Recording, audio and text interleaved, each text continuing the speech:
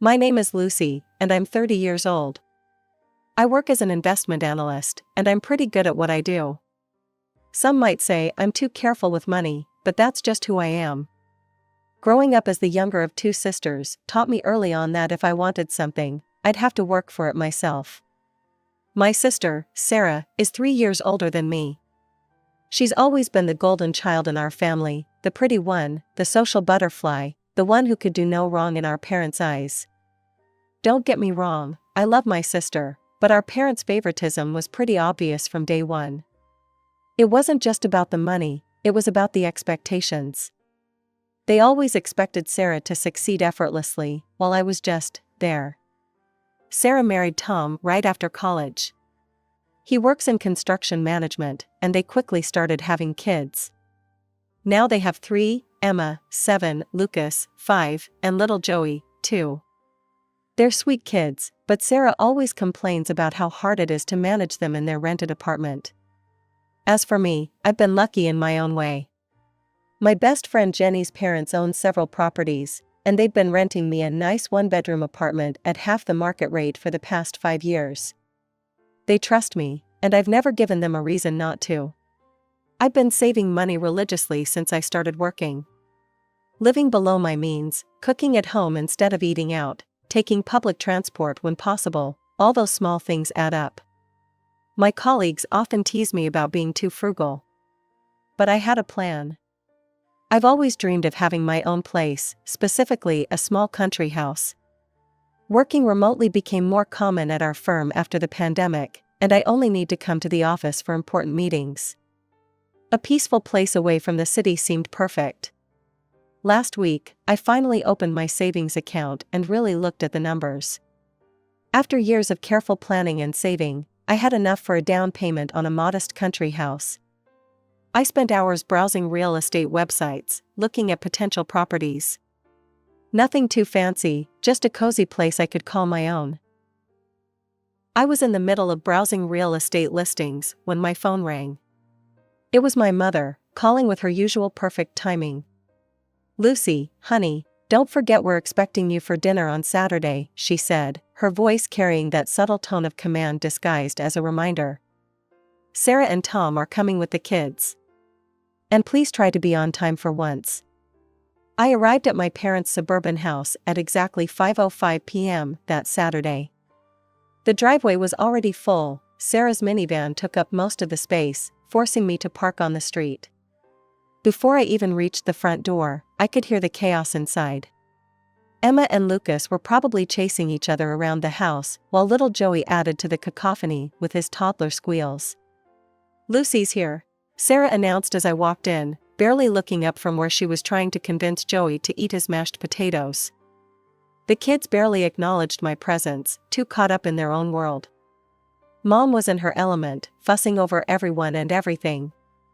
Dad was already settled in his favorite chair, newspaper in hand. "Everything's getting so expensive these days," he grumbled from behind the pages. "Have you seen the price of gas? Highway robbery, that's what it is." "Tell me about it," Tom chimed in, helping himself to another serving of Mom's lasagna. "And my boss, what a piece of work. Yesterday he comes in, right? Completely changes the project timeline without even consulting the team." "Who does that?"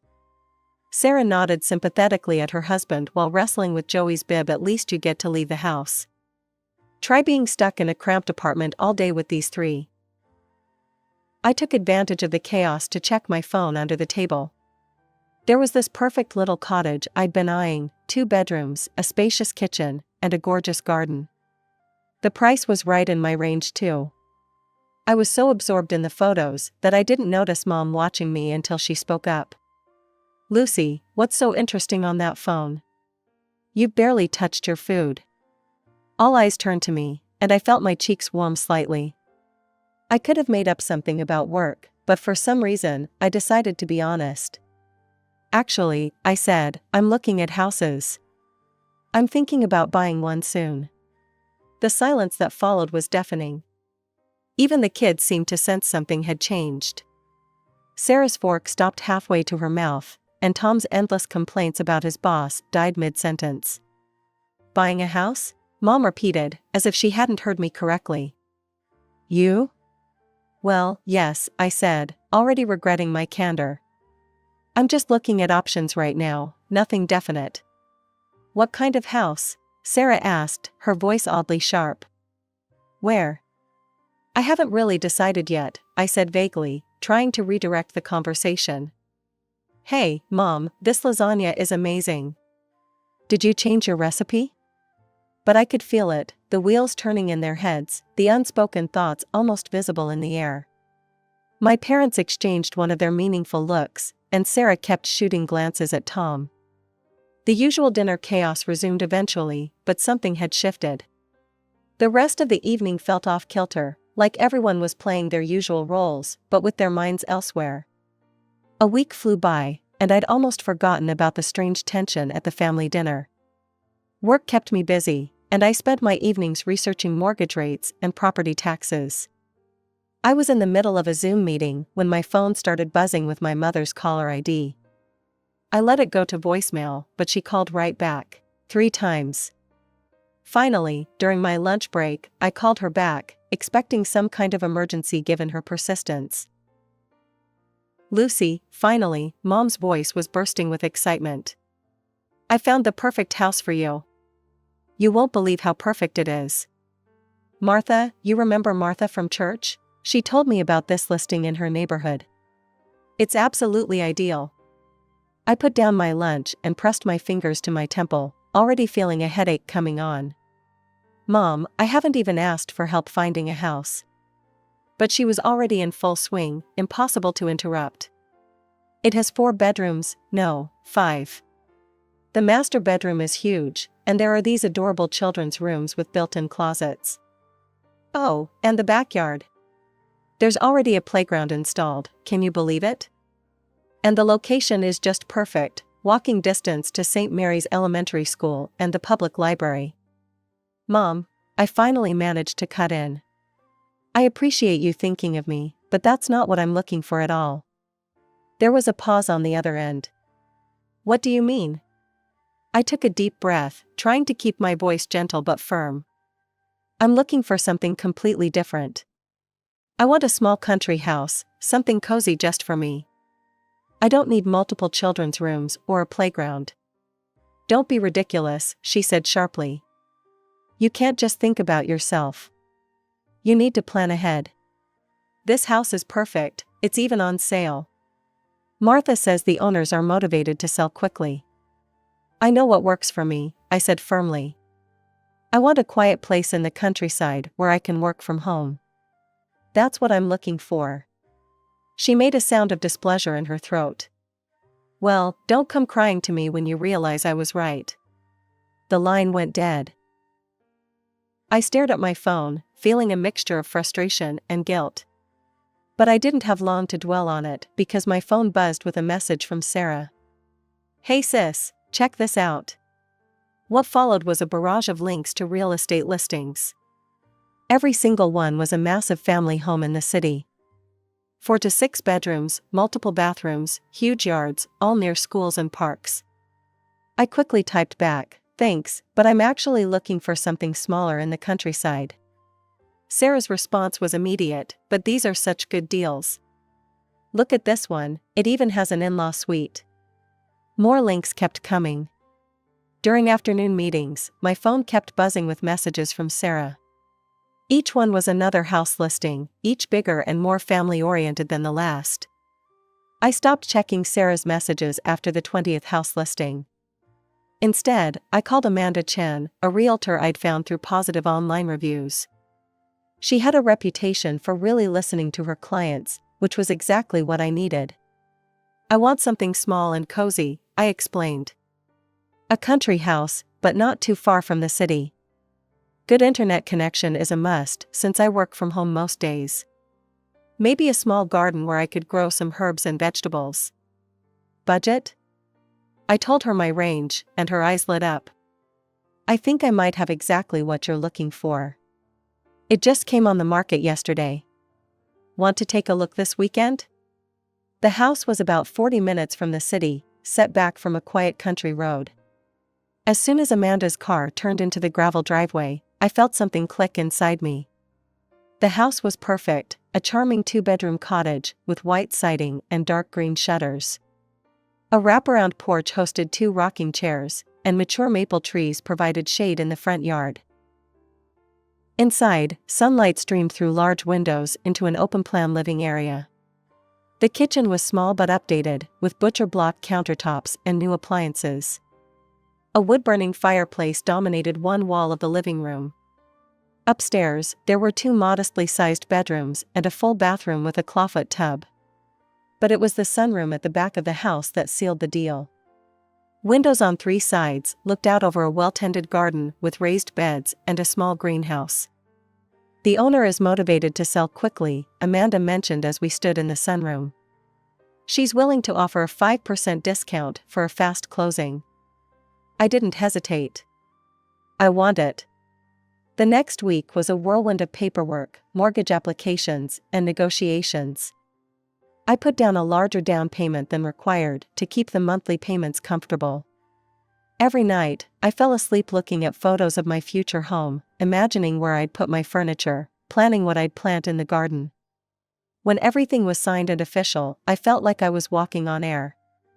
I couldn't wait to share my news with my family, despite their previous attempts to influence my decision. The following Saturday, I drove to my parents' house for dinner, practically buzzing with excitement. Sarah and Tom were already there with the kids, as usual.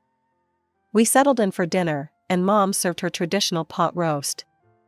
The usual complaints and conversations flowed around the table: Tom's latest workplace drama, Sarah's struggles with the kids' school schedules, Dad's commentary on the economy. Then Mom turned to me with a smile that made my stomach clench. "Oh, Lucy, I'm so glad you're here. I was just talking to Barbara next door. She's selling her house. You remember Barbara's house? She's willing to give us, you, a good price. You should really consider."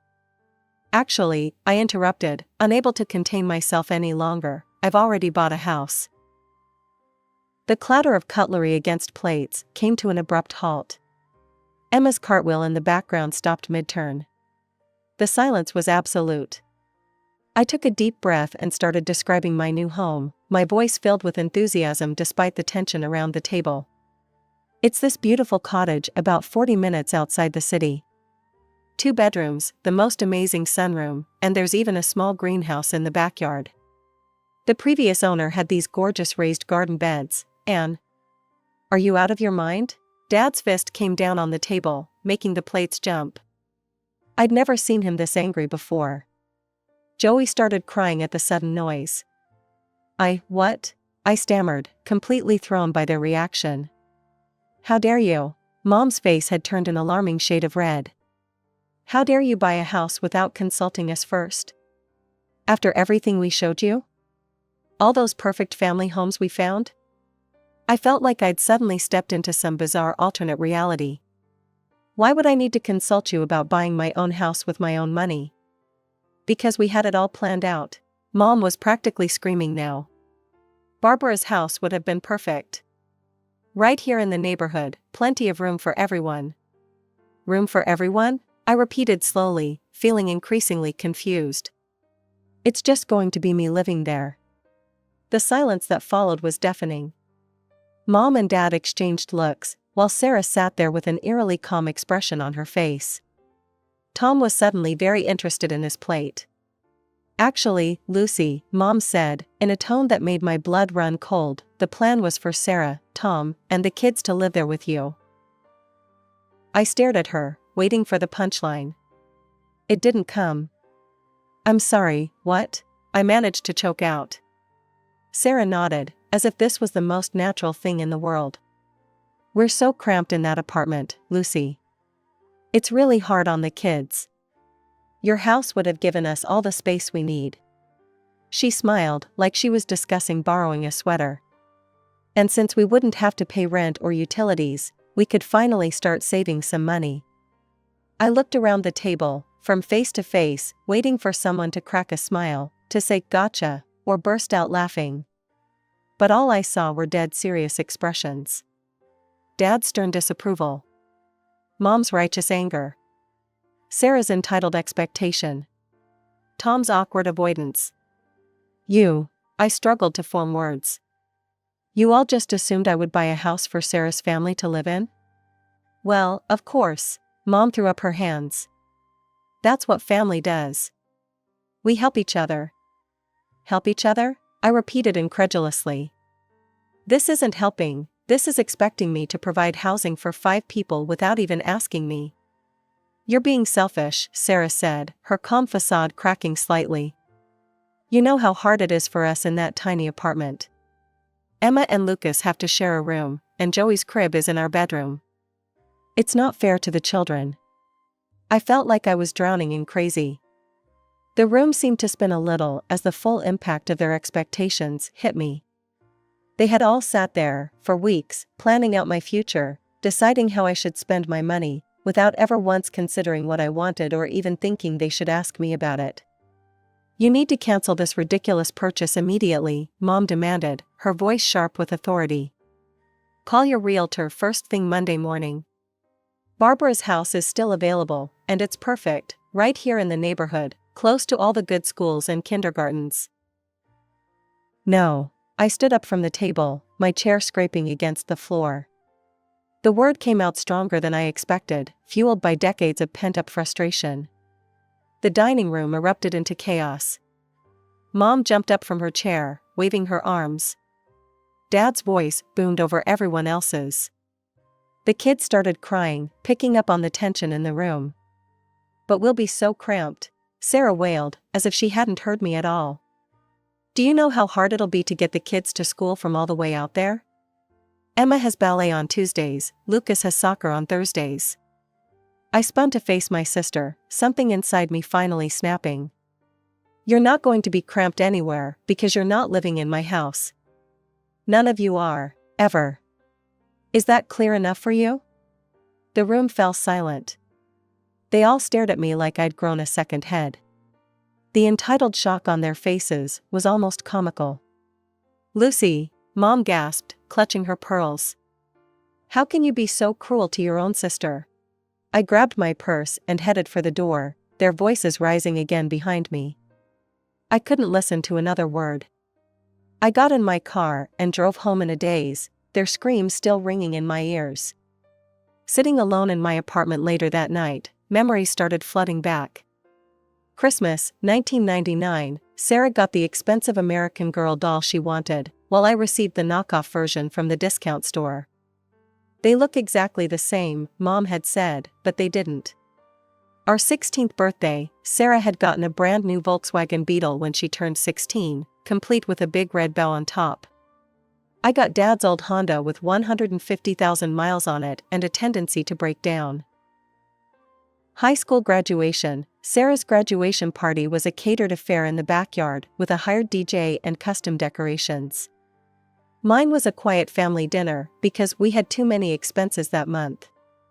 College years. Sarah attended her dream school with our parents covering every expense, tuition, room and board, even a generous monthly allowance. Meanwhile, I spent my senior year of high school applying for every scholarship I could find, staying up late to maintain my perfect GPA, knowing it was my only shot at higher education. And now, here we were. After years of favoring Sarah, of giving her everything while I worked for scraps, they'd just assumed they could commandeer my house, the one thing I'd achieved completely on my own. They'd planned to hand over my dream home to Sarah, just like they'd handed her everything else. I was in the middle of packing my kitchen when the aggressive pounding started on my apartment door. The coffee mug I was wrapping in newspaper slipped from my hands, but thankfully landed on a pile of packing paper. Lucy, open this door right now, my father's voice boomed through the wood. We know you're in there. I froze, bubble wrap still in hand. More pounding followed. Go away, I shouted back. I'm not discussing this anymore. Don't you dare talk to us like that. Dad's fist made the door rattle in its frame. We raised you better than this. My hands were trembling as I picked up my phone. If you don't leave right now, I'm calling the police. I mean it. I pulled up the keypad on my phone and deliberately pressed 9, making sure they could hear the beep. I'm dialing right now. You ungrateful little, Dad's curse was cut off by Mom's sharp intake of breath. We'll leave, Mom's voice had turned cold as ice, but this isn't over, Lucy. You're making a terrible mistake. I listened to their footsteps retreating down the hallway, then slid down against the wall, my heart pounding. I thought that would be the end of it, but I was wrong. So wrong. The first message from Sarah came an hour later, a photo of Emma and Lucas cramped together on their shared bunk bed. Look how little space they have, the caption read. Emma can't even have a desk for homework. I didn't respond. Another photo followed, Joey's crib wedged into the corner of Sarah and Tom's bedroom. He wakes up every time we come to bed. This isn't fair to him. Delete. When I continued to ignore her, Sarah's messages turned nasty. They started coming at all hours, 2 a.m., 4 a.m., 6 a.m. You always were Dad's least favorite. Mom cries herself to sleep because of you. I hope you're happy all alone in that big house while your nieces and nephew suffer. I blocked her number, then her Facebook, then her Instagram. But she kept finding new ways to reach me, creating new accounts, using Tom's phone, even setting up fake email addresses. Then the phone calls started coming from other directions. First, it was Aunt Marie. Lucy, honey, I just heard what's happening with your sister. Surely you can find it in your heart to help family? Next came Uncle Bob. Kid, you need to think about what really matters here. Family comes first. My mother's best friend Susan, your mother is devastated. How could you do this to your own family? Even my old high school teacher, Mrs. Peterson, whom my mother still saw at church, Lucy, I always thought you were such a kind student. I'm so disappointed to hear about this situation with your sister. They all had the same message: I was selfish, heartless, cruel. I should give up my house, my dreams, my independence, to solve my sister's problems. None of them seemed to question why Sarah's housing situation was somehow my responsibility. After 2 weeks of constant harassment, I'd had enough. I went to my mobile carrier and changed my number, giving it only to my workplace and a handful of trusted friends who hadn't taken sides in this mess. Moving day was wonderfully quiet. I hired a moving company I'd never used before, making sure there was no way for my family to track the address through familiar local services. The movers were efficient and professional, and by sunset, I was standing in my new living room, surrounded by boxes and possibility. That first night in my cottage, I sat on my porch with a cup of tea, listening to the crickets and watching the stars come out. No traffic noise, no sirens, no family drama, just peace. I felt something inside me finally relax, a tension I hadn't even realized I'd been carrying for years. Of course, I still occasionally saw their social media posts. Sarah's passive-aggressive status updates about family betrayal and selfish siblings. Mom's thinly veiled posts about ungrateful children and family duty. The comments from relatives and family friends, all taking their side without knowing the full story. But here's the thing, none of it bothered me anymore. Their words couldn't touch me in my new sanctuary. I transformed the second bedroom into a home office, setting up my monitors to face the window where I could watch birds visit the bird feeder I installed. The previous owner's raised garden beds now burst with herbs and vegetables, my first attempt at gardening turning out surprisingly successful.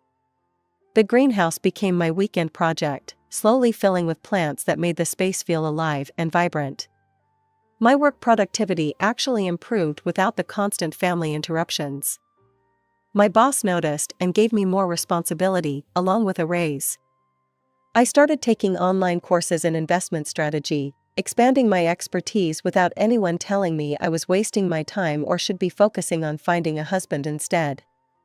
Sure, there were moments when I missed the idea of family, not the reality of my family, but the dream of what a supportive family could be.